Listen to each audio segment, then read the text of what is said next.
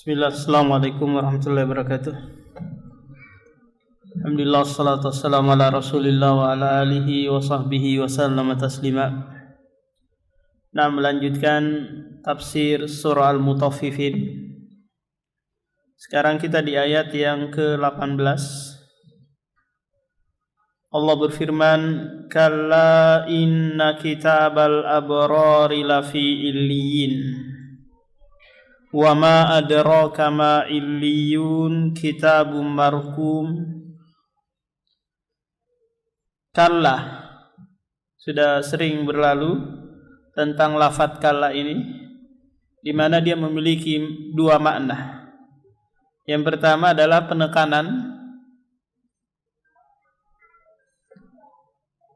di mana Allah Subhanahu wa taala di ayat ini menekankan inna kitabah, sesungguhnya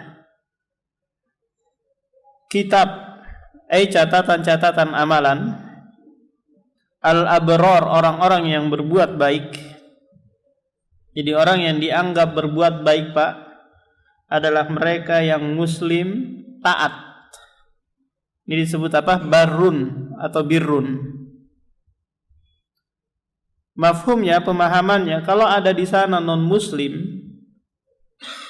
dia rajin nyumbang pondok pesantren, rajin bangun masjid, rajin menyantuni anak yatim, maka ini tidak dianggap birrun, kebaikan. Kenapa, Pak? Karena dia belum masuk ke dalam Islam. Kapan itu dianggap bernilai kebaikan? Kalau dia masuk ke dalam Islam. Kalau masih di luar, masih non muslim, maka kebaikan apapun yang dilakukan itu layu tabar, tidak dianggap. Lafi illiyin, di mana catatan-catatan kebaikan orang yang berbuat baik berada pada ketinggian. Kalau fujar, orang-orang yang berbuat maksiat, di bawah, di tempat yang paling rendah.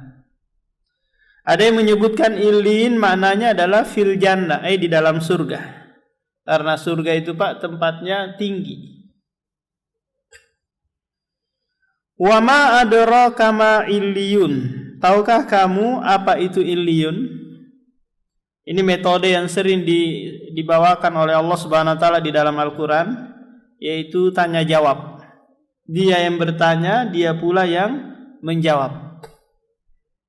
Karena ini metode yang terbaik dalam isalul ilmi, menyampaikan ilmu, Pak. Kadang seseorang itu kalau hanya sekedar disampaikan, kadang masuk kanan keluar kanan lagi, ya kan? Atau masuk kanan keluar kiri, ada yang nyantol dikit. Tapi kalau ditanya langsung, Pak, tahu kamu seperti ini masalah ini? Langsung kaget dia kan? Nggak tahu saya.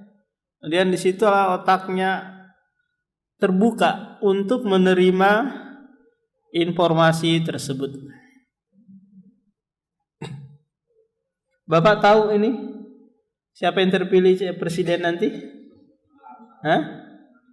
Nomor 1 ya? Nah, wallahu alam. Itu semua sudah tercatat di Lauhul Mahfuz. Atau sudah tercatat di gedung KPU. Nah, kita tidak tahu, hanya Allah saja yang mengetahui. Meskipun manusia berusaha untuk memenangkan dirinya, tapi kalau Allah menghendaki lain, maka tidak ada yang bisa menolak ketentuan tersebut. Kitabun marqum, kitab yang marqum, yang tertulis di dalamnya. Yashhaduhul muqarrabun, yang dipersaksikan oleh malaikat-malaikat yang didekatkan. Kenapa catatan tersebut perlu ada saksi? Karena saksi itu, Pak, adalah penguat. Ya, penguat. Kalau kita mau minjam uang kepada orang, mungkin kita butuh saksi, Pak, saksikan dulu ini ya. Biar nanti ketika ada permasalahan di belakang, maka tidak ada yang bisa lagi mengelak. Ini ada saksinya. Begitu juga pencatatan amalan, si malaikat yang mencatat ini ada malaikat lain juga yang menyaksikan. Meskipun tidak ada kemungkinan malaikat ini curang dalam pencatatan. Tapi ini hanya sekedar penguat. Innal abrara lafi na'im. Sesungguhnya al-abrar, orang-orang yang berbuat baik, benar-benar berada pada kenikmatan. Ini juga disebutkan dalam surah Al-Infitar, sudah pernah kita sebutkan bahwa kenikmatan di sini masih sifatnya mutlak, tidak terikat tempat, waktu. Tidak terikat tempat dan waktu. Selama dia berbuat baik dimanapun, kapanpun itu, maka di situ dia akan merasakan kenikmatan. Paham nih Pak? Kalau kita berbuat baik dengan cara bersedekah mungkin. Bukan hanya si fakir ini yang menerima sedekah kita itu yang berbahagia. Justru kita yang lebih berbahagia. Justru kita yang lebih merasakan kenikmatan. Jadi segala bentuk kebaikan yang kita lakukan Pak, kecil atau besar, itu akan membuahkan kenikmatan pada diri kita di dunia maupun di akhirat kelak. Dimanapun jika kita berbuat baik pasti akan merasakan kenikmatan. Kalau begitu sebaliknya apa? Orang yang berbuat kemaksiatan dimanapun dia berada, kapanpun itu pasti akan merasakan kegelisahan, ketakutan. Jadi seorang ulama pernah berkata bahwa kenikmatan surga itu jika ingin diperoleh, maka raih dulu atau peroleh dulu kenikmatan surga dunia. Barulah Anda bisa meraih kenikmatan surga akhirat. Karena ini istilahnya apa Pak? Pasti berkesinambungan. Bahagia di dunia pasti akan bahagia pula kelak di akhirat. Tidak ada istilahnya apa? Susah-susah dahulu, bersenang-senang kemudian. Itu tidak berlaku. Bersenang-senang memang di dunia, kemudian di akhirat kelak nanti juga bersenang-senang. Cuma konsep hidup bahagia atau senang menurut Islam beda dengan penduduk dunia. Mereka memandang bahwa sebab kebahagiaan itu ada pada jabatan mungkin. Akhirnya mereka berlomba-lomba biar bisa duduk di kursi jabatan. Ada yang menganggap bahwa sebab kebahagiaan itu pada harta. Mereka berusaha dengan semaksimal mungkin untuk meraih dan mengumpulkan harta sebanyak-banyaknya. Alal araiki yanzurun. Di ayat ini Allah Subhanahu wa taala menyebutkan keadaan penduduk surga yang mereka merasakan kenikmatan. Alal araiki yanzurun. Mereka berada di atas arok. Arok ini jamak dari arikoh.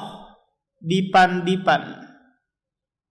Dipan-dipan yang didekor, ada dekorasinya. Ada dekorasinya, kayak kasur Pak, kemudian di atasnya ada lagi apa? Langit-langit yang menutupinya. Nah, ini adalah arikoh. Kemudian dia bersandar, bukan hanya sekedar duduk, tapi bersandar. Yang turun melihat. Melihat apa ini? Ini masih mujmal, masih global. Bisa melihat rumahnya dia, kenikmatan dia di depan matanya, atau melihat bidadari mungkin, atau melihat pohon-pohon yang rindang, atau melihat kepada Allah Subhanahu wa taala. Jadi banyak kemungkinan-kemungkinan. Yang jelasnya apa Pak? Mereka melihat dengan tatapan yang membuat mereka bahagia. Disebutkan dalam surah Al-Waqiah,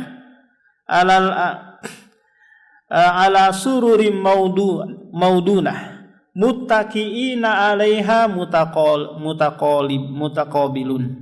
Mereka saling berhadap-hadapan. Kemudian mereka ada yang melayani. Ditebar piring-piring, gelas-gelas yang terbuat dari emas. Kemudian fiha ma tashtahil anfus wa taladzul a'yun.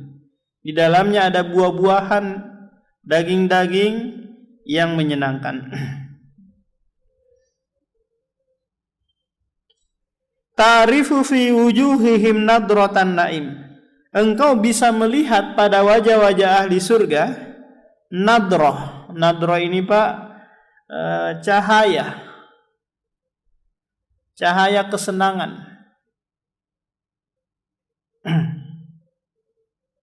Cahaya apa? Cahaya wajah-wajah yang senang, bukan yang sengsara, murung, kusam dan yang lainnya.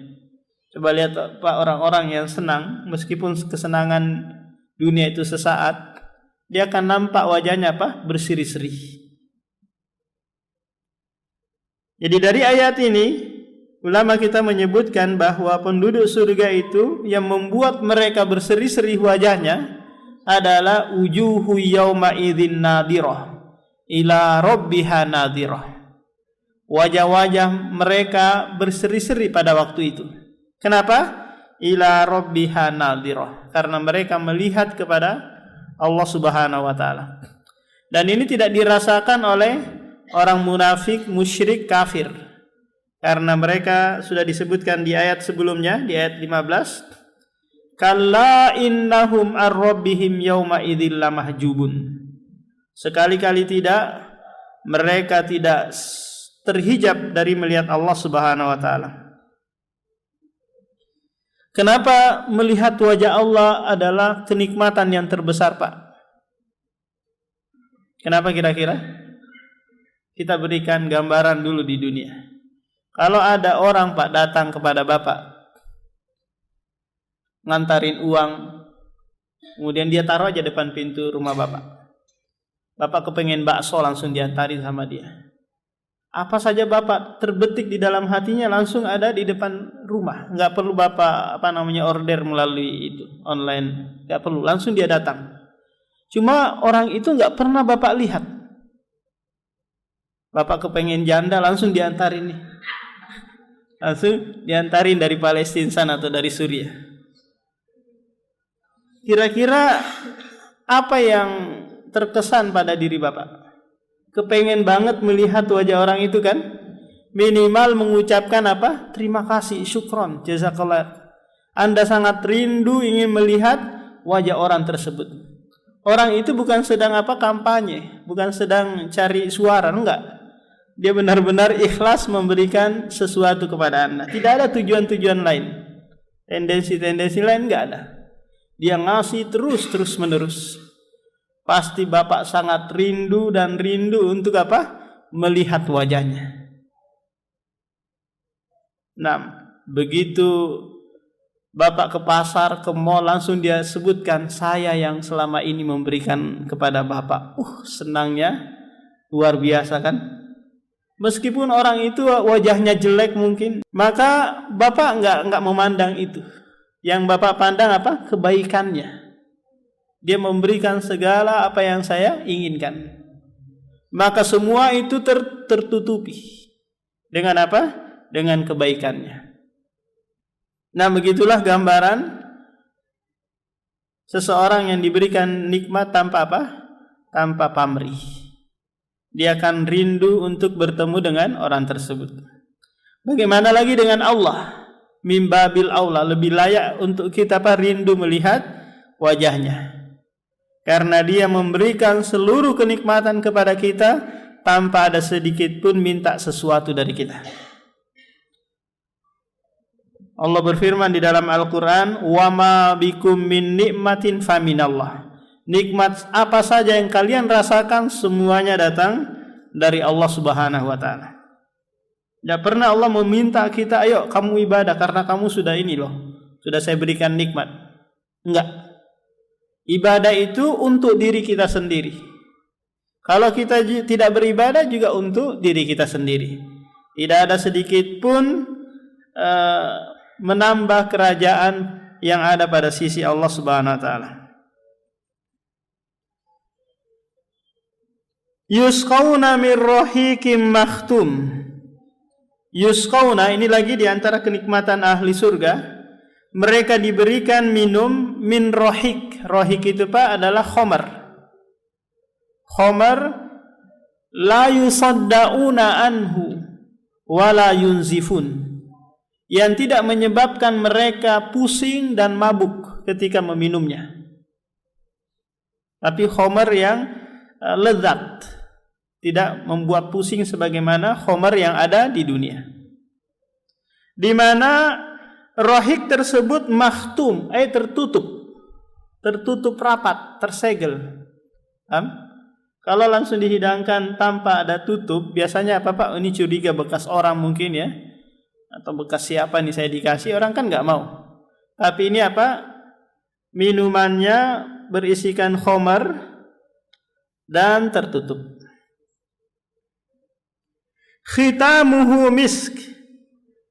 Khitam di sini adalah akhir dari tegukan minuman khamar tadi itu adalah misik, berbau kasturi.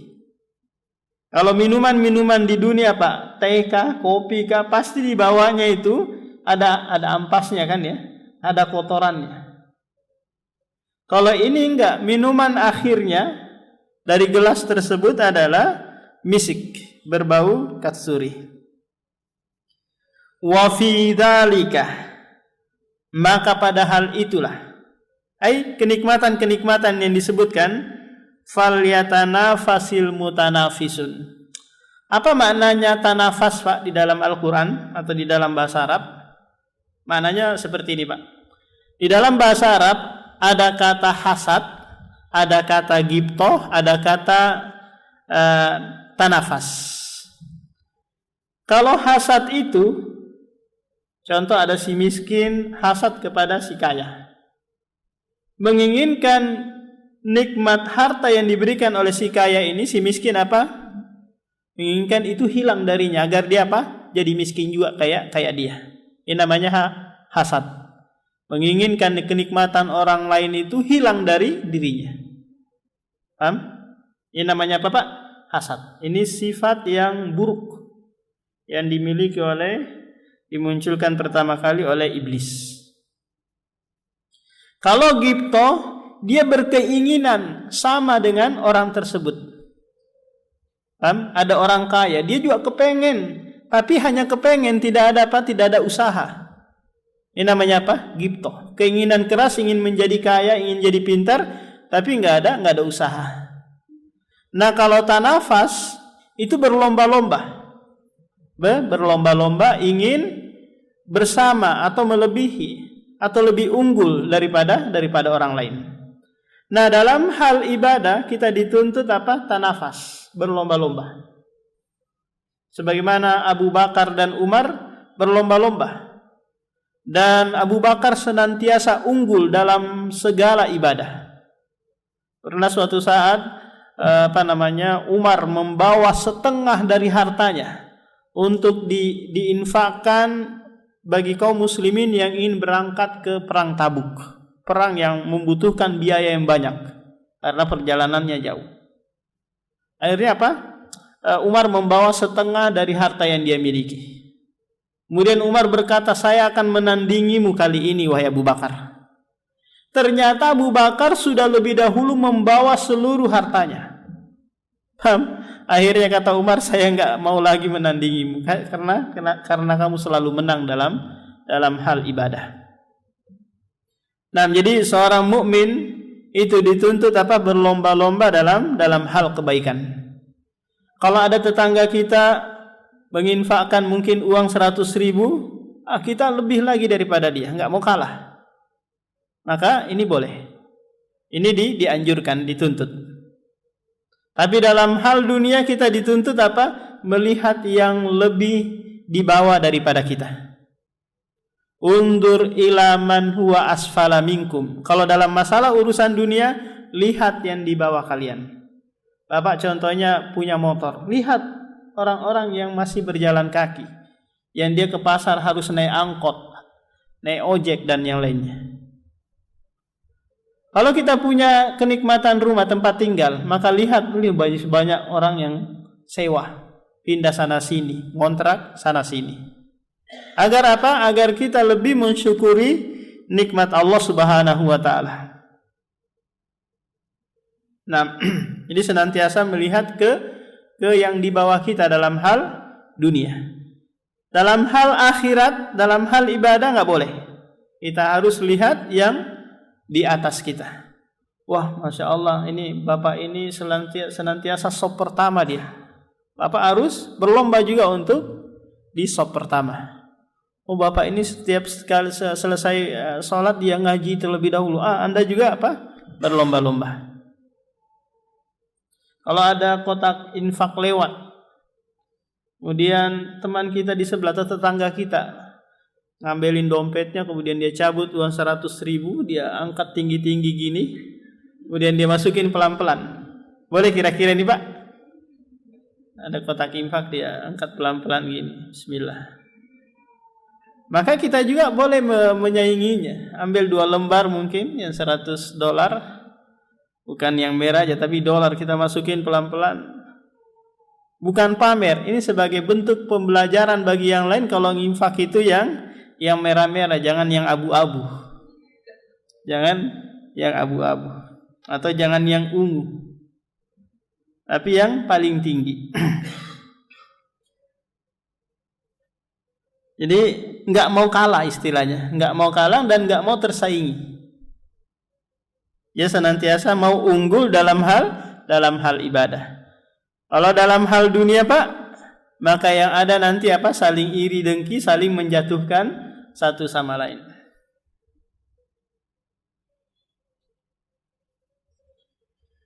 Wa mizajuhu min tasnim. Kemudian kata Allah Subhanahu wa taala, mizaj campuran minuman khamar tadi adalah air tasnim. Tasnim ini adalah air yang bersumber dari surga. Di mana di dalam surga itu ada mata air namanya tasnim. Ainan ini.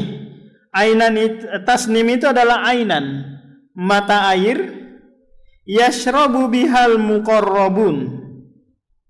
Yang dimana orang-orang yang didekatkan, orang-orang yang taat, yashrabu meminum biha. Biha ini bisa bermakna minha, minum darinya.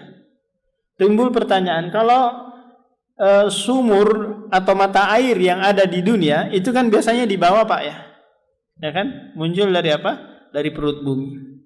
Kalau mata air yang ada di dalam surga itu dari atas. Bukan dari bawah, tapi apa? Dari atas. Sehingga orang penghuni surga minum dari atas.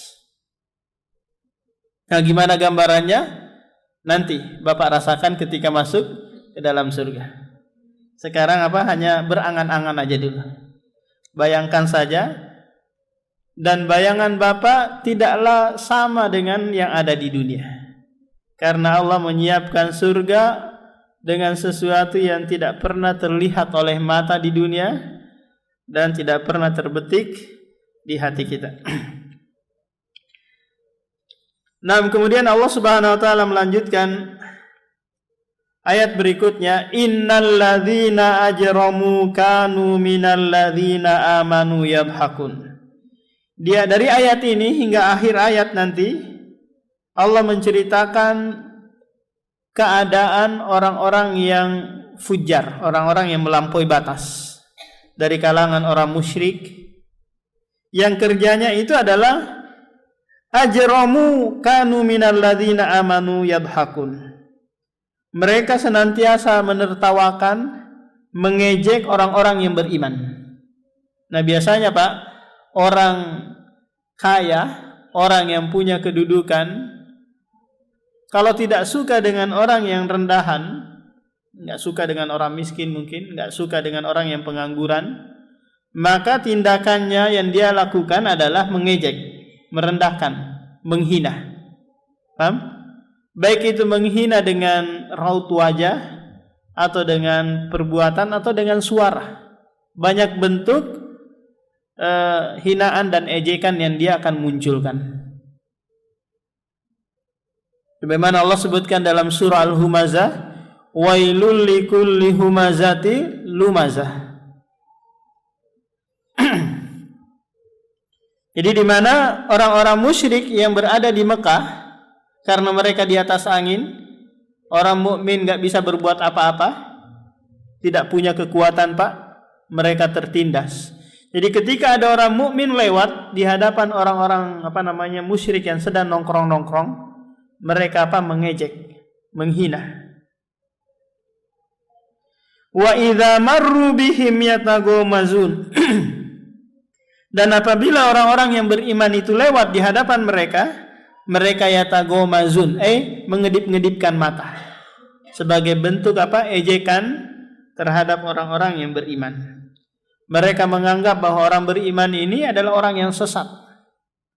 Kenapa Pak? Karena mereka keluar dari agama mereka. Wa idzan qalabu ila ahlihim qalabu fakihin. Dan apabila orang-orang yang berdosa tadi kembali kepada kaumnya, mereka kembali dengan gembira. Apa bentuk kegembiraannya Pak? Biasanya mereka akan menghibur diri dengan mengatakan, kita ini ya berada di atas kebenaran. Orang-orang sesat di sana itu, orang-orang miskin dan seterusnya. Ini menghibur diri. Berbangga dengan apa yang ada padanya. Wa idza ra'awhum qalu inna haula'i ladallun. Dan apabila mereka melihat orang mukmin, mereka berkata sesungguhnya orang mukmin itu adalah orang yang sesat. Kalau orang mukmin sesat, berarti dia berada di atas petunjuk kan? Nah, sementara menguji orang itu di atas petunjuk atau di atas kesesatan, itu harus ada bukti, harus diuji. Apa nih tolak ukur Anda mengatakan orang itu sesat, orang itu berada di atas petunjuk? Kalau tolak ukurnya adalah hawa nafsu, maka berarti orang yang berada di atas kebenaran itu salah, sesat. Kalau tolak ukurnya adalah Al-Quran, maka pasti orang yang ittiba'ul hawa, mengikuti hawa nafsu, melenceng dari agama, maka mereka adalah orang sesat. Wa ma ursilu alaihim hafizin. Kata Allah Subhanahu wa taala, mereka itu, orang-orang musyrik, tidak diutus sebagai penjaga bagi orang-orang mukmin. Yang kerjanya ngurusin orang mukmin kemana mereka jalan, diintai, diawasin, diperhatikan. Ini adalah menyusahkan diri mereka sendiri. Allah tidak mengutus untuk seperti ini. Fal yaumal ladzina amanu, maka pada hari ini sekarang kondisinya terbalik. Yaitu ketika orang mukmin sudah di dalam surga, orang kafir berada di neraka jahanam. Maka pada hari itulah terbalik kondisinya. Di mana yadhakuna minal kufar. Orang-orang mukmin menertawakan orang kafir. Keadaannya sekarang Pak? Terbalik. Jadi mereka duduk di dipan-dipan sambil melihat juga orang-orang kafir disiksa di dalam neraka jahanam. Sambil mereka bertanya, yatasaaluna, kenapa kalian disiksa di dalam neraka sakor? Masalakakum fi sakor. Ini orang-orang mukmin diberikan kemampuan ngobrol, bicara dengan dengan penghuni neraka. Alal aroiki yanzurun. Ini diulang lagi oleh Allah Subhanahu wa taala, di atas dipan-dipannya mereka sambil melihat. Hal suwibal kuffaru ma kanu yaf'alun. Kemudian di ayat yang terakhir Allah Subhanahu wa taala bertanya, apakah orang-orang kafir telah diberikan ganjaran yang setimpal, yang pas sesuai apa yang mereka kerjakan? Maka jawabannya iya. Dari pertanyaan Allah Subhanahu wa taala ini, Pak, menunjukkan bahwa Allah itu tidak berbuat zalim. Jadi dia menyiksa orang-orang kafir di dalam neraka itu adalah hukuman yang pantas bagi mereka. Karena mereka sudah diingatkan, sudah diutus nabi, rasul, diturunkan Al-Qur'an, tapi mereka masih tetap apa? Mendustakan. Maka balasan yang setimpal pasti mereka akan merasakan di akhirat kelak. Kita beralih ke surah Al-Insyiqaq.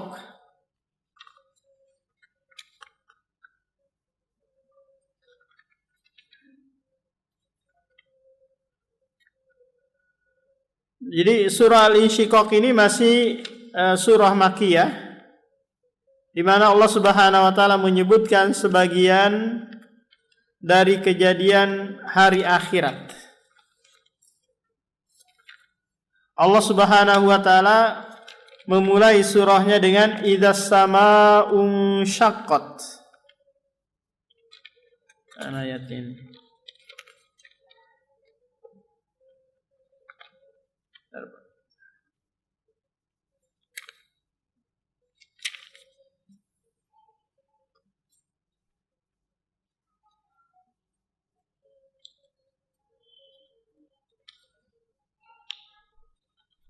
Idzas samaa'un syaqqat. Sudah kita sebutkan di dalam surah Al-Infitar, di mana kondisi langit ada 5 keadaan. Yang pertama infitar, yang kedua adalah insyiqaq, yaitu terbelah. Dari retak menjadi apa? Menjadi terbelah. Wa adzinat li rabbiha wa huqqat. Di mana langit tersebut patuh kepada Rabb-nya dan dia berhak untuk apa? Berhak untuk patuh. Wa idzal ardu muddat, dan apabila bumi muddat, diratakan. Sekarang bumi masih apa? Masih tidak bentuknya rata, ada yang bukit, ada yang gunung. Suatu saat nanti apa? Diratakan oleh Allah Subhanahu wa taala. Wa alqat ma fiha wa takhallat, dan dilemparkan apa yang ada di dalamnya dan menjadi kosong. Disebutkan juga di dalam surah Al-Zalzalah. Apa awalnya surah Al-Zalzalah? Idza zulzilatil ardu zilzalaha wa akhrajatil ardu asqalaha.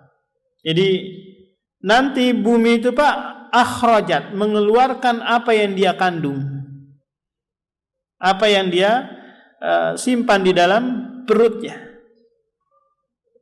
Maka nanti di akhir-akhir zaman itu akan bermunculan apa? Emas, tambang-tambang yang lain akan bermunculan dengan sendirinya. Sehingga manusia berebut-rebutan, berkelahi, menumpahkan darah satu sama lain. Karena apa? Karena emas tersebut. Ini sudah mulai banyak muncul-munculan di berbagai titik, sudah mulai muncul. Sungai yang ada di Irak sana nanti akan mengeluarkan gunung emas. Jadi beban bumi akan keluar, akan dia keluarkan dan dia akan muntahkan. Yang menyebabkan bumi tersebut apa? Takhallat, kosong dari beban beratnya. Wa adzinat li rabbiha wa huqqat, dan dia patuh dan dia berhak untuk patuh kepada Rabb-nya. Ya ayyuhal insanu innaka kadihun ila rabbika kadham famulaki. Di ayat ini Allah Subhanahu wa taala menyeru manusia seluruhnya. Wahai manusia, sesungguhnya kamu telah bekerja keras. Bekerja keras dalam hal apa ini, Pak? Dalam hal kebaikan ataukah dalam hal keburukan? siang malam kita bekerja keras, yang semua tujuannya adalah tujuan dari kerjaan kita itu untuk menjumpai Allah Subhanahu wa taala. Dan perjumpaan itu pasti akan terjadi. Mau tidak mau, enggan atau senang atau suka, pasti akan menjumpai Allah Subhanahu wa taala. Untuk apa? Untuk mempertanggungjawabkan kerja keras kita di dunia. Setiap orang yang bekerja keras itu, Pak, pasti akan membuahkan hasil, kan? Apa istilahnya itu? Usaha tidak mengkhianati hasil, ya. Hasil tidak apa? Hasil tidak mengkhianati usaha, atau terbalik. Jadi kerja keras akan membuahkan hasil. Apakah hasilnya itu baik ataukah buruk? Nah, tergantung pekerjaannya. Kalau pekerjaannya itu adalah kebaikan, maka pasti akan berbuah kebaikan pula.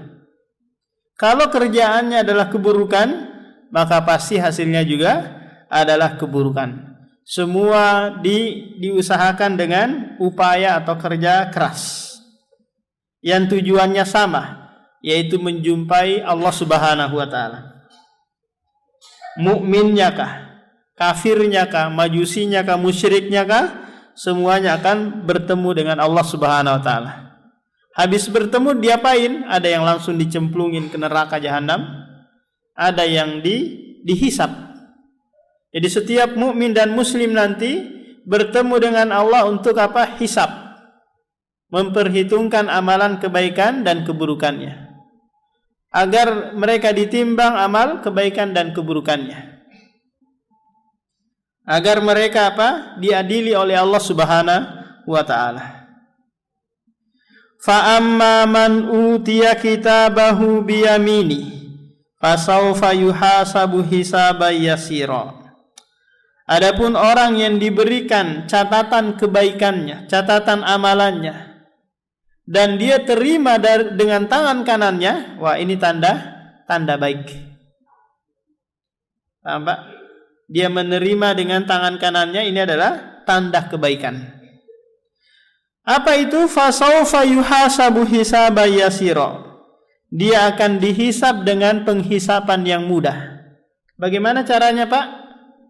Dihisab dengan mudah, yaitu dengan cara ta'rid. Ta'rid itu hanya dipaparkan. Allah hanya memaparkan, kamu di jam sekian, tanggal sekian, begini kan? Anda hanya menjawab iya. Maka setelah itu Allah akan berkata, di dunia saya tutup-tutupin, maka sekarang saya ampuni semuanya. Ini namanya apa? Penghisaban yang mudah. Penghisapan yang sulit adalah munaqasyah. Munaqasyah. Ini yang sulit. Ada ngeyel-ngeyelan. Jadi ini tanda di apa namanya? Akan dimasukkan ke dalam neraka jahanam. Wa yanqalibu ila ahlihi masrura. Jadi selesai dihisab, ada lagi proses-proses yang lain, penimbangan amal, kemudian minum dari telaga, kemudian sirat dan lainnya, kemudian dikumpulkan bersama keluarganya di dalam surga. Itu kalau istrinya, anaknya, dan yang lainnya, keluarga yang lainnya juga masuk ke dalam surga. Karena ada nabi istrinya kafir, ada nabi anaknya kafir, ada nabi bapaknya kafir. Paham, Pak? Nabi siapa yang bapaknya kafir? Ibrahim, Nabi Muhammad sallallahu alaihi wasallam. Yang istrinya kafir, Nabi Nuh, Nabi Lut. Yang anaknya Nabi Nuh. Jadi enggak mesti harus dikumpulkan semua sekeluarga. Itu tidak melazimkan bahwa si suami masuk surga maka narik nanti istrinya, narik anaknya juga ikut bareng ke dalam surga, enggak. Tapi nafsi-nafsi, masing-masing ngurusi diri sendiri.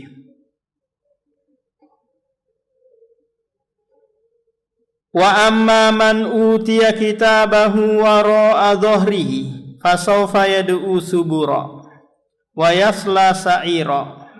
Adapun orang yang diberikan catatan amalannya wara'a dhahrihi, dari belakang punggungnya, kemudian nanti dia mengambil dengan tangan kirinya, maka ini fasawfa yad'u subura, akan diseru dengan ucapan apa? Celakalah engkau, dan akan masuk ke dalam neraka sa'ir. Kenapa? Karena dia akan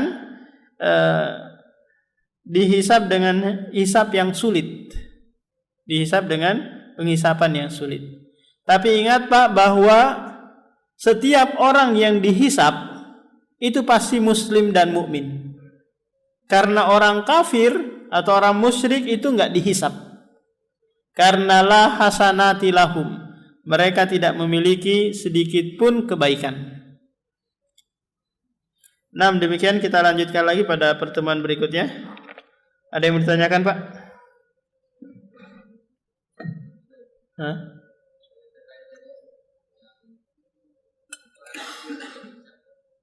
Iya.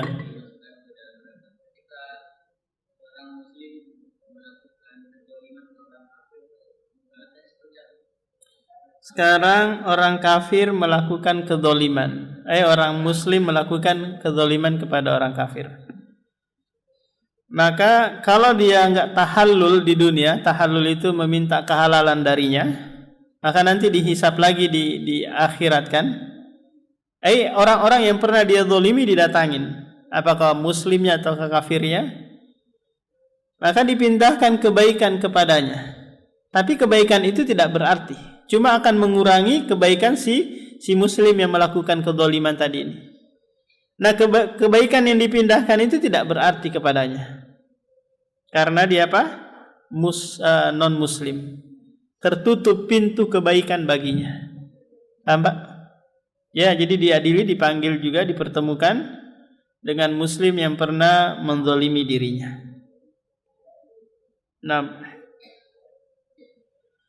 kita tutup. Subhanakallahumma wa bihamdika, asyhadu an la ilaha illa anta, astaghfiruka wa atubu ilaik.